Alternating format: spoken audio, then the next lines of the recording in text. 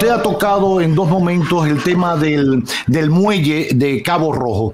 Recuerdo que incluso compartí en un momento cuando el Grupo Jaragua lo publicó en su cuenta de Instagram. Incluso personalmente lo traté con el propio presidente de la República porque me preocupaba eso.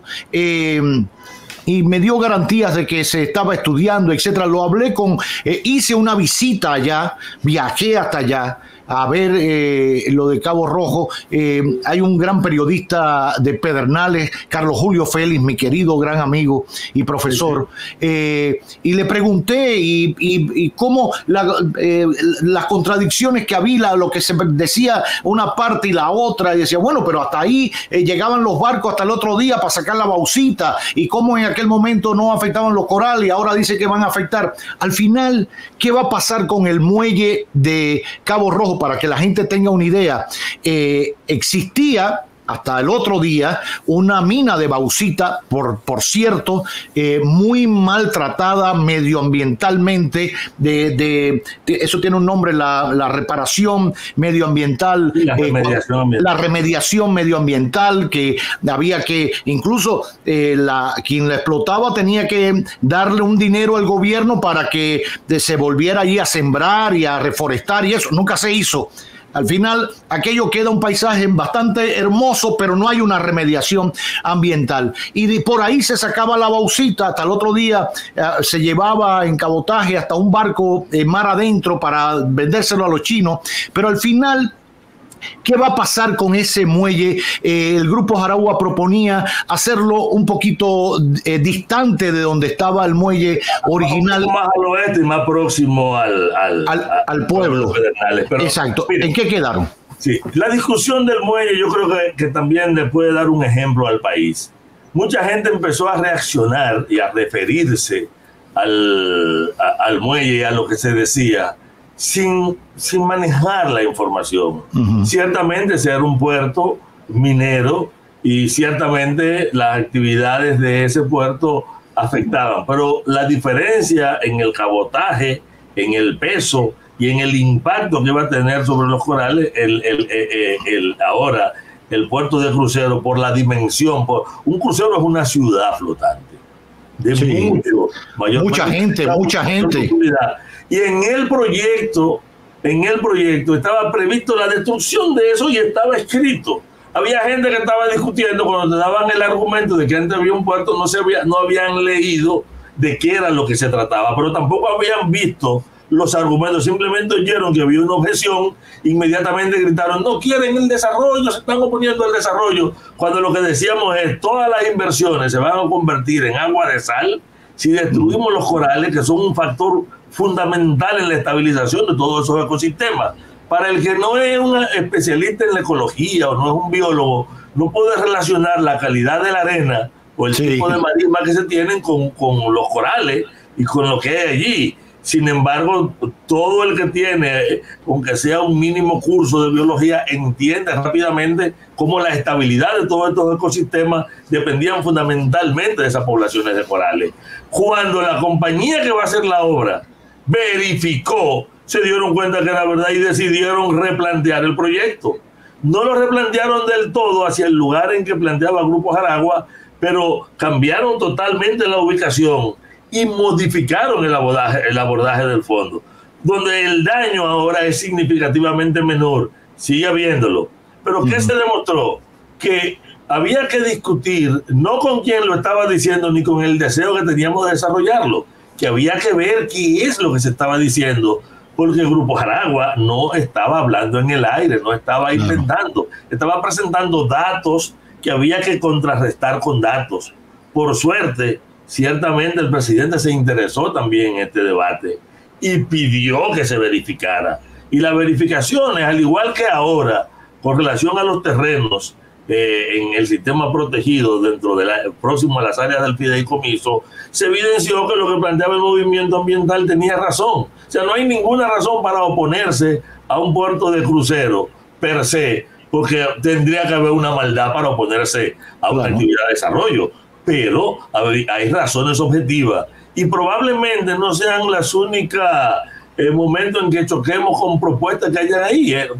Nosotros esperamos que el 100% de las propuestas sean ambientalmente plausibles, pero si alguna propuesta choca con la calidad ambiental, lo vamos a enfrentar como lo hacemos con cualquier otra cosa y en otro sitio, y eso para garantizar que el desarrollo de ahí opere. No es en contra del desarrollo, que creo que ha quedado evidenciado que el movimiento ambiental es probablemente el mejor aliado que tienen las propuestas de desarrollo de esa zona, porque es crítico, porque no tiene interés político, porque no tiene interés económico y porque basa en su conocimiento. Nos podemos equivocar en una evaluación, pero no hay una intención de error, ni nadie se beneficiaría de un error producto de una visión que estamos dispuestos siempre a contrastarla. Así es. Una pregunta más. Usted mencionó el tema agua y es bueno para los que nos ven y nos escuchan que sepan que la zona, esa zona que comprende Independencia, Bauruco, Barahona, Pedernales, realmente carece de suficiente agua. Por eso todos los sistemas de presa, y usted ve que hablan de Monte Grande y lo otro, para tratar de llevar agua para poder cultivar. Por eso es un terreno muy árido. Lo que conocemos, los que hemos visitado esa zona maravillosa y hermosa por demás. Escuché y pregunté específicamente cómo iban a resolver el problema del agua para el desarrollo turístico de Pedernales. Alguien había hablado de un río de los Mulitos, de no sé qué historia. Al final, lo que me dijeron, profesor, y es lo que comparto con usted, quiero saber qué información le brindaron ustedes ante ese cuestionamiento, que iban a hacer pozos en la tierra para extraer el agua y poder darle servicio al desarrollo turístico y habitacional. Recordemos también que Pedernales está llamado a crecer socialmente, porque mucha gente emigrará a Pedernales a trabajar, porque hace falta mano de obra en Pedernales, desde la construcción hasta cuando estén los edificios, etcétera. ¿Cómo se va a resolver el tema agua? Mira, el factor fundamental que frena y que le pone un límite a todas estas ofertas de desarrollo, algunas muy objetivas, pero la mayoría grandilocuente, es el agua. Realmente la evaluación que se hizo del campo de Pozo terminó con lo que nosotros consideramos fue una sobrevaluación de la disponibilidad. El río Mulito, el río Pedernales, que nace en la sierra del Bauruco, está muy disminuido y la presión sobre esa sierra no se ha frenado. Pero en el Bauruco Oriental nosotros tenemos que la actividad ahora más importante es la minería de la Belfont, con una serie de propuestas para extender esa minería y una confrontación de la población tratando de defender el agua de esa zona, que es una zona carenciada de agua. No es posible hacia Pedernales trasladar agua del Yaque del Sur, o sea, la presa de Monte Grande incrementará el agua para Barahona y para ese contexto, pero no hay forma de trasladar. El agua para el desarrollo de estos proyectos turísticos necesariamente tendrá que provenir de la sierra de Bauruco, sea subterráneo o sea superficial, porque el agua subterránea también viene desde la sierra, o sea, no pensemos que son fuentes distintas. Y nosotros creemos que tanto el gobierno como quienes están defendiendo los proyectos están pecando de nominalismo y de voluntarismo. Nominalismo es pensar como Alicia, como ocurría en Alicia en el País de la Maravilla, que tú mencionabas soy grande y tú crecías. Flor amarilla y salía una flor amarilla. Y con nombrarla las cosas estaban. Y el voluntarismo con pensar que con la intención era suficiente, que por fuerte que fuera la intención lo vamos a lograr. No, si no hay agua, tú puedes tener toda la intención del mundo, no hay agua. Por eso, lo más objetivo que ellos estuvieron planteando es que colocaron como ruta alterna en el momento de los debates, y yo estuve en uno de esos debates, se dijo, bueno, pero tenemos la posibilidad de desalinizar, y ya eso es otra cuestión que te coloca no solamente otros costos, otros efectos, otros impactos, y te empieza a corregir la magnitud de los discursos. Porque decirte que vamos a tener tantos miles de habitaciones, tantos miles de hoteles, como si hubiera una varita mágica, exactamente como si fuera Alicia nombrando para crear, o si fueran dioses que crean con la palabra, pero no. Si queremos algo en esa zona, la política de preservación de la Sierra del Bauruco hay que fortalecerla. Hay que fortalecer además la racionalización en el manejo total del agua de las regiones. Y hay que hacer nuevas investigaciones de disponibilidades. Y además, no solamente disponibilidad, porque el agua lo importante no es el agua que entra, es el agua de cada metro cúbico que sale, 0.80 metros, o sea, el 80% se devuelve como agua servida, que tiene que ser lavada, y lavar el agua cuesta. Y donde hay poca agua, lavar el agua es más costoso todavía. Entonces, hay muchos componentes que habrá que discutir después. Por lo tanto, del fideicomiso, que es el componente para abrir la puerta para las inversiones, viene la otra discusión, es cómo será cada proyecto, de qué manera va a compatibilizarse y qué tipo de reglas. A mí me preocupan dos golpes bajos que le dieron a la sociedad dominicana. Uno, incluso te pido que podamos un día ir para hablar solo de ese tema, es lo que pasó con la ley de ordenamiento territorial. Cada vez que tú me escuchaste hablar a mí o a cualquier ambientalista, siempre terminábamos diciendo que necesitábamos una ley de ordenamiento territorial. Era un mantra, casi el mantra salvador, la ley de ordenamiento territorial. Ocurre que había un excelente proyecto de ley cuando entra al Congreso.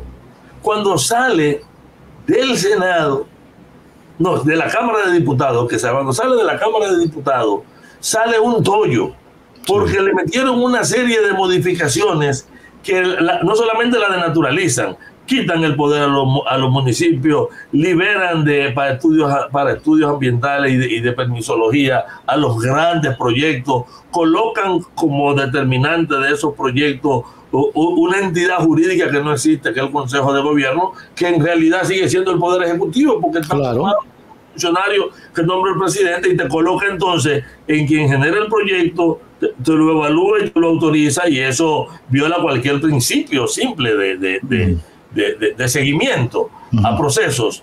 Pero eso entre otros. Y cuando quisimos reaccionar, que nos dimos cuenta que empezamos a generar un taller para discutirlo, lo pasaron de urgencia en 2 días, en Navidad, y ahora tenemos una ley de ordenamiento territorial que tenemos que enfrentar a pesar de haberla reclamado durante tantos años.